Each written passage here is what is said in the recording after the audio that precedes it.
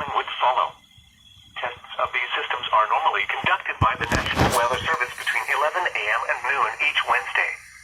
If there is a threat of severe weather, the test may be postponed until the next good weather day. Repeating, this was a test of the specific area message encoding and tone alert systems.